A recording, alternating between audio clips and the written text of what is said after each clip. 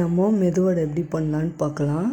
மெதுவடைக்கு first உளுத்தம்பருப்பு ஊற வச்சுக்கிறோம். அப்புறம் வாஷ் பண்ணி அதில் பச்சை மிளகாய், இஞ்சி, பூண்டு, மிளகு, உப்பு எல்லாம் போட்டு அரைச்சி ரெடி பண்ணிக்கலாம். அப்புறம் அதில் கருவேப்பிலை, வெங்காயம், பொடி பொடியாக கட் பண்ண வெங்காயம், பேக்கிங் சோடா, அப்புறம் உப்பு போட்டுக்கலாம்.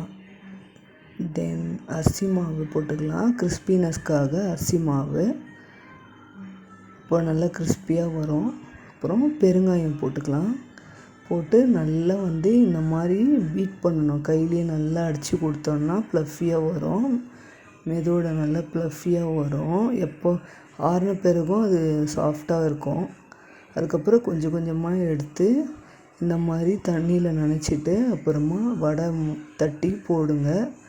போட்டுட்டு நல்லா 2 சைடும் திருப்பி கொடுத்து வேக வச்சிடுங்க.